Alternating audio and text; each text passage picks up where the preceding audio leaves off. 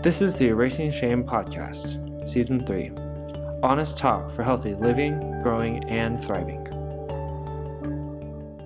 Welcome to a new episode of Erasing Shame. I'm joined by my co-host, Nancy Lee. How are you today? Hi, I'm great. Thank you. It's a Friday. Yes, we're recording this on a Friday, and it is a beautiful day here in Southern California, although in Los Angeles recently, they had snow of the craziest thing. But I think people are doing okay now after the rains. It's been a lot What's the of weather rain like down in San Diego? Rainy every day. Well, I hope you're staying dry. We definitely need it, though. We're a desert. Now, we have new viewers and old viewers and new audiences all the time because this is a podcast and people find us organically or through sharing. And people might notice that 95% of our guests and co-hosts on this Erasing Shame podcast are Asian American. And that's partly intentional, but it's not exclusive. So I'm Chinese American, came to the US when I was 8. And Nancy, what is your ethnic background? My parents are Vietnamese and Chinese descent. Both were from Vietnam, and they immigrated here after the start of the Vietnam War. So I was the American born here. Okay. Are you biracial, or is your dad biracial or your mom biracial? So my dad is Chinese and my mom's side is Vietnamese. So I'm Chinese Vietnamese, although they both sides speak Vietnamese. So I get to speak Vietnamese. I don't know my Chinese side very well. I know like 5 words and enough to get me some dim sum food. Hey, that's all that's important. So I'm glad. We'll have to dim sum next time. So today we're going to talk about culture. So that's why I wanted to let people know what our cultural background, because every culture has a distinct perspective.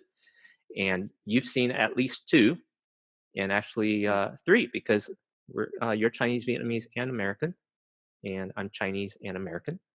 So yes, how does that relate to shame? I grew up around quite a handful of Cambodian community, and lived in Japan for about a month. So I just feel like there are a lot of similarities, although there are some slight differences as well. But we do share this communal sort of shame across all of our cultures, which is definitely something that really affects us on a deeper level here, especially as Asians within North America. Because I feel like there's a difference when I've met Asian communities that are from other countries and they've traveled to the US, or they were born there, they came here for college or something. And the people who actually were born and raised here from a young age, like yourself and myself. Do you find the same experience? Yeah. There's almost many subcultures even. Well, certainly in China's got over 1 billion people. And I remember as a child that Chinese people had a lot more affinity to their province, not to the generic being Chinese. So my dad comes from Fujian, which is the province right across from Taiwan. And then when I run across people from Taiwan, they're very pro-Taiwan. And then when I run across people from Hong Kong, they're very pro-Hong Kong. They don't think of themselves so much as just Chinese. They think of themselves associated with those cultures. And then those cultures have different ways, little nuances that are different in terms of how they relate to each other and how they communicate and how shame might show up. Yeah. And I think for us, because we're Americans, right, we still identify as Asian American as part of our identity. There was always more of this idea that, no, we're American. And I think there was so much of what we call cultural shame that has really been part of our identity, growing up, and this idea that it was not okay to be Asian for some reason. And I don't know if you had that experience as well, but I grew up in more or less an upper middle class neighborhood, and there were Asian people in the community, but it wasn't the norm. And even in San Diego, I mean, California overall, there are a lot of Asian communities, but it depends on what sort of cities that you live in or neighborhoods. And we're still definitely a minority community. Yeah, I experienced similar things. I grew up in a small town of 20,000, not particularly upper class, just normal people. and we were one of maybe 5 Asian families, and we wanted to be, or we, at least for me, I wanted to blend in because everybody else, or not everybody, but most people at school were Caucasian, a few African Americans, and everything Yeah. we saw in media was portraying how great it is to be American, and we saw American history through the lens of Caucasians and Anglos. Yeah, like I remember in elementary school being called out for ESL school or ESL classes to make sure that my English was good, even though I was born in America, or always being the last one picked on sports teams, even though I felt like I was so good at basketball or volleyball, but I was tough. And for some reason, too, you kind of internalize that and think like, oh, maybe I'm just a little runt in the pack, and maybe because I'm Asian and Asian people aren't allowed to be good in sports or something like that. So I don't know. There's just all these little experiences that do really just take a toll over a lifetime of just hearing different comments, sometimes that are just nowhere directed towards our race or ethnic identity, but for some reason, because we grew up feeling that it was never okay to be Asian, the idea that we face any level of rejection, sometimes we did kind of reconnect that to that feeling. I don't know if you have talked to a lot of other people through this podcast and it's been the same experience, but that's really what I've seen. Yeah, so because I grew up in a very traditional Chinese family, there was a certain kind of culture there, how I was expected to behave and how I was expected to communicate. And then when I was outside in school or uh, hanging out with my friends, it felt like I had a lot of freedom to be myself. Whereas at home, I had to fulfill my role and responsibility, and there's a lot of constraint, and I couldn't freely talk about my feelings. And so it made me feel restricted, and actually it turned more into self-hatred as I learned to get more in touch with my emotions. And I just didn't like being me. So it wasn't even just not liking being Asian. I didn't like being me. And it's taken me many years to work through, well, what is the value of being Asian and what is the value of being American, and how to value both of those. Yeah. Exactly. And especially when we grew up in a world where there were no positive role models of Asian people in media. And so whenever we have that activity where they're like, who's your role model? The come to mind are always just family members, because we didn't have like a cool Asian celebrity to really look up to from our childhood years. I mean, we had Joy Luck Club come out, 25 years ago.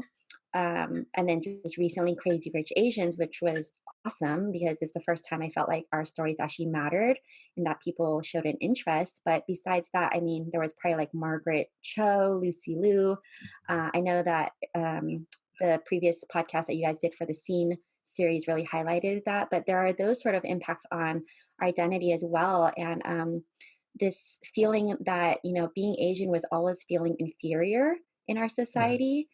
And that we always kind of internally wish that we were American or like white American, right? As what was culturally acceptable growing up in this colonial mindset of like, the Western way was always better for some reason.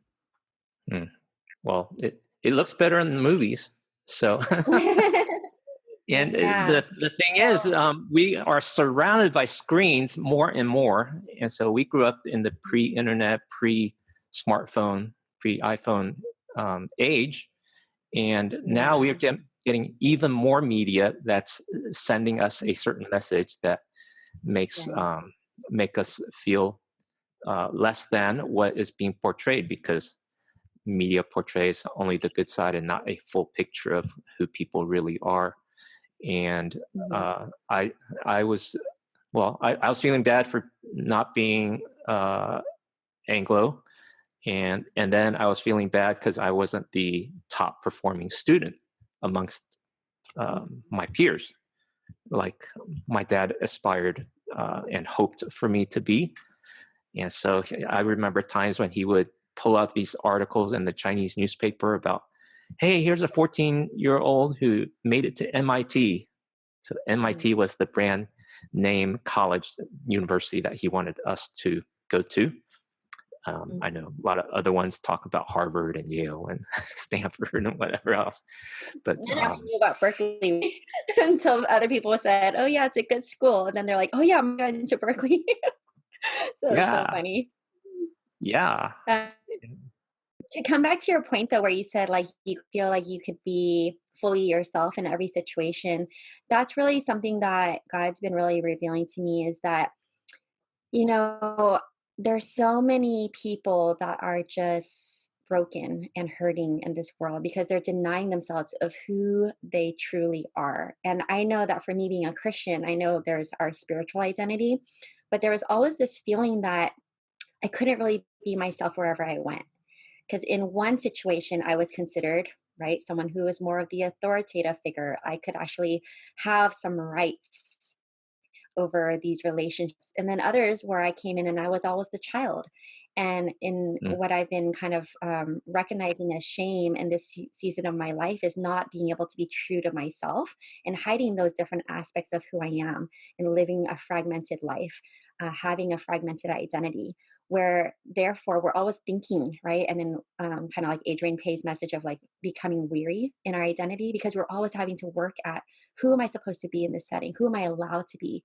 What is the context that we're dealing with? And it gets tiring, you know, but as Americans, it's kind of a different sort of identity of we're equals, right? Even though you're like we're humans first and we're equals versus if I speak to my parents or someone in the Asian community, there is a very high level of respect and knowing your place, knowing what you're allowed to say and having to learn how to address people correctly is very different as well. And especially when you're in a foreign country where they actually take those very seriously. I just came back from Vietnam and I'm like, oh my gosh, I don't even know what your title or my title, because at least in America here, my family, they understand sometimes we can just get away with, you know, shortcuts and not having to be so proper. But learning all the titles and everyone's specific roles is very complicated sometimes because mhm, that means my title changes too.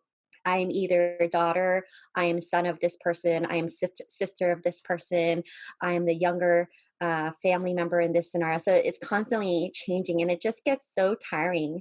So mhm, I think there's this idea that, you know, when I started pressing into this and what God's really showed me is that, you know, we're here to embrace who we are, really, right? Not just our spiritual identity of knowing who we are, but our cultural identity. And if we are Asian, then the whole point is that we should be proud of it. We should be able to shout that on the rooftops because there are beautiful things about being Asian or whatever culture you come from, because culture is a beautiful thing. But for some reason, I think there's also this kind of reality, right, of coming to America from our parents' sort of story and that feeling of imperfection or having struggles and just wanting to save face, right? mm, Wanting to just hide because we never really added up to the American way of life, the more Caucasian way of life that we saw, or the American dream. So it's always like this forced expectation of having to work towards it, keep working towards it. And then finally, when you're there, then you can be like, ta da, I'm here, you know, I made it. And that's when it could be celebrated. But there's this whole journey underneath that it's like, no, there's a crazy story.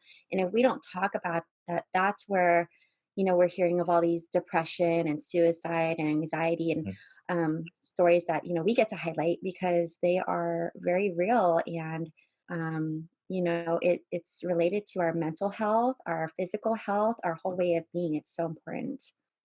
And saving face is a really deep concept in many Asian cultures, and it's a Mhm. metaphor for how we appear to other people. And we Yeah. want to save the reputation and what other people think of us by our accolades and by our behavior and by our relationships and the honor of the family name. So all that is tied up into the energy and the things that we do and the titles that we get to save face. But we're Yeah. imperfect people. And so the culture that we have in our background don't give a lot of room for failure and weakness.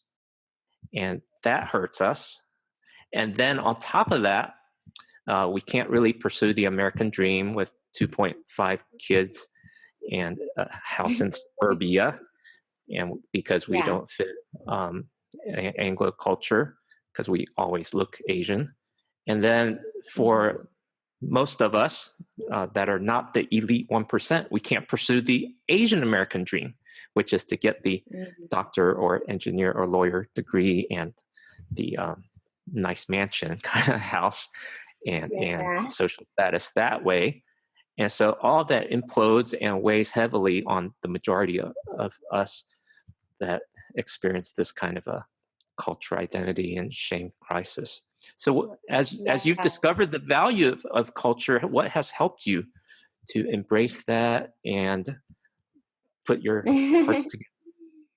Yeah. Well, first of all, can I just bring up something because I don't know about the Joran article? Have you Sure. had a chance to see that or see his interview? Yeah, I Yeah. thought it was just really cool. It's been a lot of what I've been experiencing this past year and my sort of rise into embracing my Asian American heritage and really being able to speak about it because he was pretty much saying how, he didn't recognize how unprepared the world was to receive Asian Americans in the limelight. Mm. And they just didn't know what to do with him. And so then he recognized that he needed to do something about that as well. There's a lot of times when he was on the court and just getting all these racist remarks, unfortunately, just people who are ignorant or who just want to beat you down because they're in competition, right? He basically said that instead of finding ways to really kind of address them, he internalized them, he suppressed them. Mm. And then we wonder why so many of us, because of the shame and honor culture where we don't speak back, we basically do want to honor our, authority figure. We honor the people that we respect, or also just to be a bigger person by saving face and not showing our weakness behind that. Then we Mm-hmm. just absorb it. Right? And that's where all this shame and this guilt and these feelings of internal self-hate really add up. And I just thought that was kind of something I wanted to highlight because everyone knows Jeremy Lin and he just had this recent interview and I thought it was really, really cool to see how the whole sort of movement within the Asian community right now is kind of rising up to that and being able to say, hey, like we want to talk about this. It's time. It's time to start being able to bring a voice to this because for so long we've absorbed it and it hasn't been healthy. Yeah, very good. And what to summarize really succinctly what that article is about, it's in Huffington Post. We'll add a link in the show notes, and that has a link to the podcast interview. Now that Jeremy Lin is playing for the Toronto Raptors, and there's a sports writer up there that interviewed Jeremy, and they talked about how Jeremy, as he was experiencing this racial insensitivity and pushback and pejoratives, that Jeremy realized that he needed to speak up. And so he is becoming an advocate for us as being Asian American and Asian American cultures. And that's kind of countercultural for Asian Americans as well as Asians, like you said. Yeah. So have you had opportunities to speak up for yourself as Asian American? Well, it's all over my Facebook post nowadays. Well, Okay.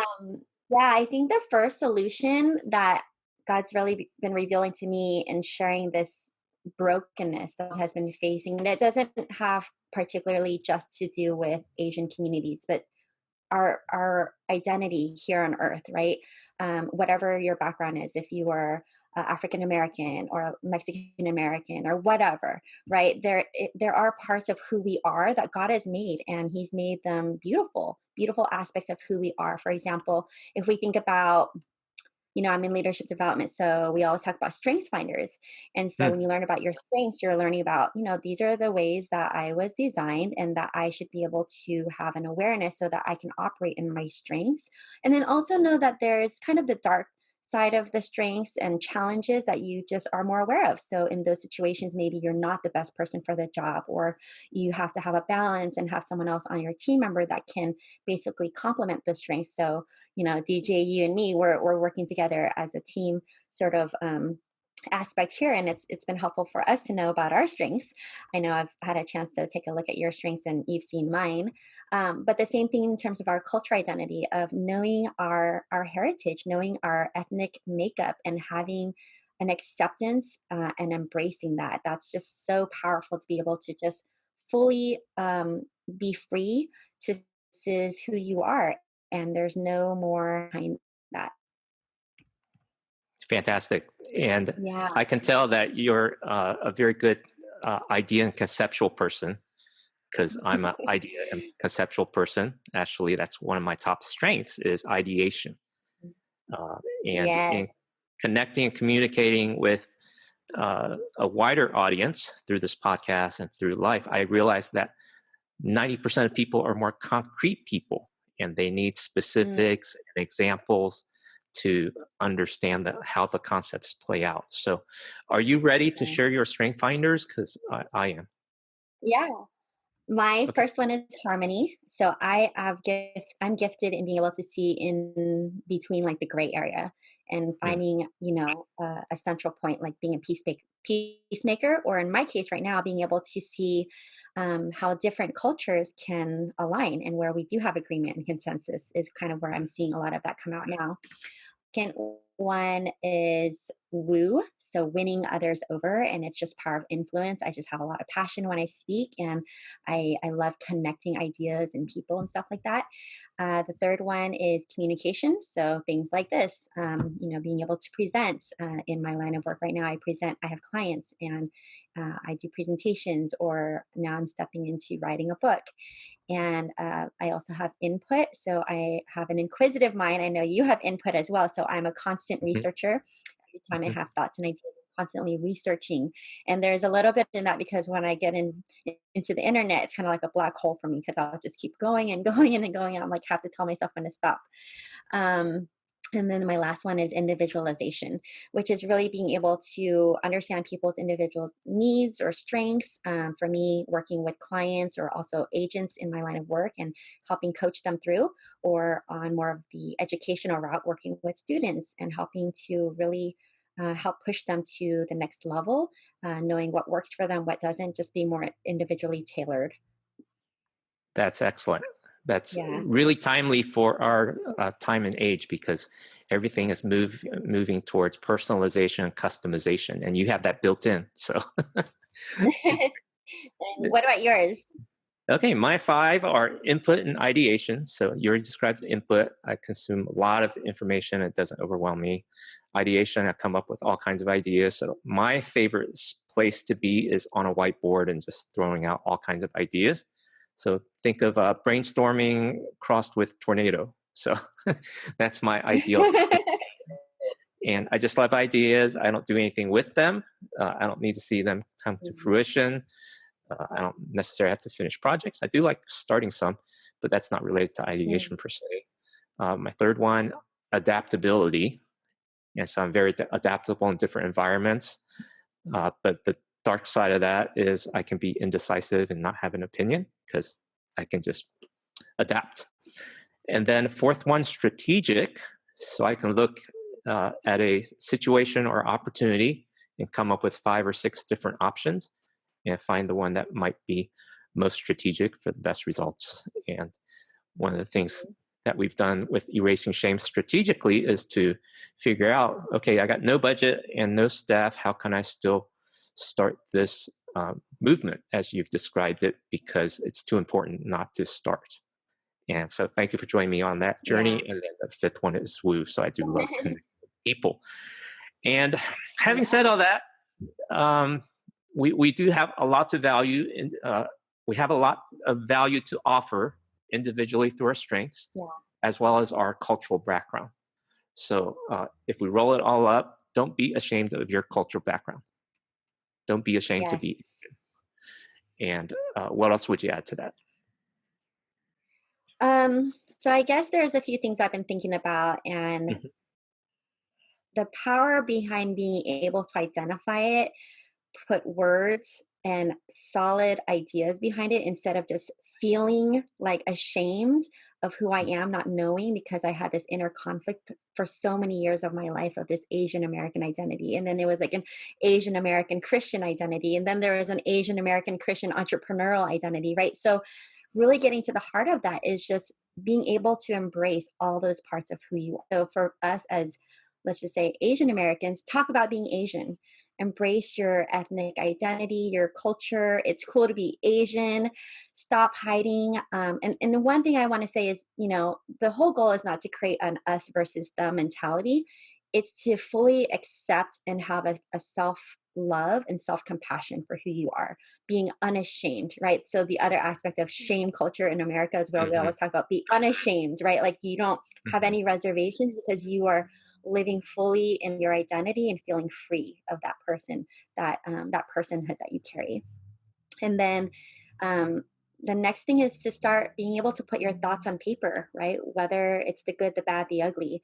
I think there was an aspect of me going through this journey where I started, the world sees us as this model minority, and there's a lot of pressure to live up to that. And behind all that, the real story is that there's also a lot of pain and struggle. And so it's kind of like if you're going to want to accept me for, all the positives, you've also got to take all the negatives with it, right? Like take my whole being. So being able to just have an outlet of all of your thoughts, whether it's journaling or whatever the case is, a healthy way to be able to release those things in safe community or just journaling is definitely a great way to do that. And then finding a community of people where you can connect with your cultural identity, I think is really important because, if you didn't grow up around Asian communities, I think there's something to be said when you start tapping into your heritage. And then if you take that one step further with what I've done is being able to go back and visit Vietnam. And it just helps answer so many questions when you're able to identify with your parents' upbringing, the world that they lived in, and being able to just recognize that other part of your identity that you hadn't felt nourished or acknowledged as an American. I think it's been definitely healing. So I definitely recommend that for a lot of people. And then the last thing I think, this is a hard one because our parents, a lot of them, they have so much trauma if they've come from war, like, Cambodians went through the genocide as well in Vietnam and Korea. They had so many different stories. And so if they've never talked about their stories, then how can we really understand who they are, the things that they've overcome, and and be able to fill that with compassion, right? So being able to start tapping into more of their stories is really healing. And I think there was a moment, a friend of mine went to Vietnam recently, and she said that there was like a whole generation of stories lost, right? And for the first time when she came back to Vietnam, she was able to connect those.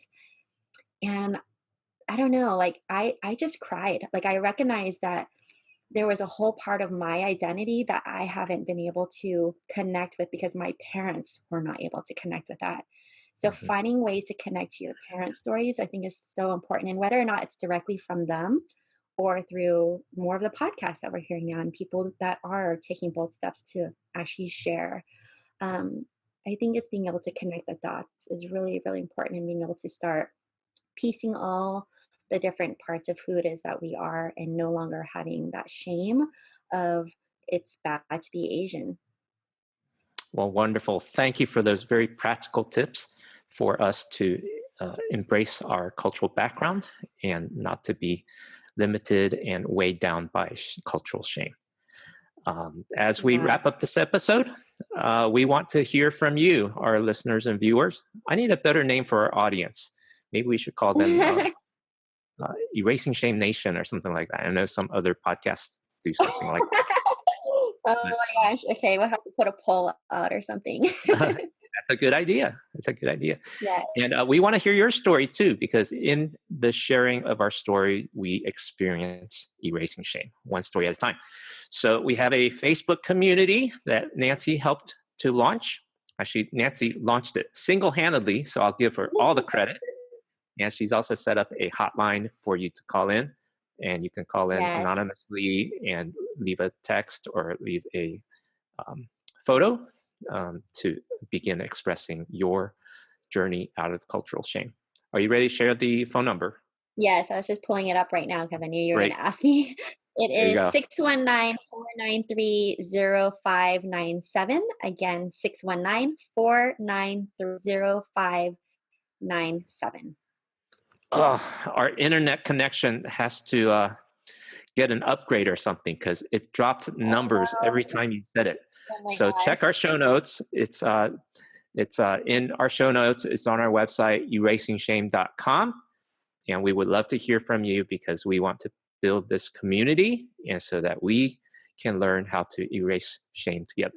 So thank you for tuning in, and subscribe and connect with us on Facebook, YouTube, web, podcast, all over the internet. So thank you for watching, and we'll connect with you next week. Bye-bye, Nancy. Bye. Have a great weekend. You too. Thank you for being a part of Erasing Shame. Please rate and review on iTunes, subscribe on YouTube, and like on Facebook. Share with your friends and followers. Together, we are erasing shame one story at a time. Get all the details at erasingshame.com.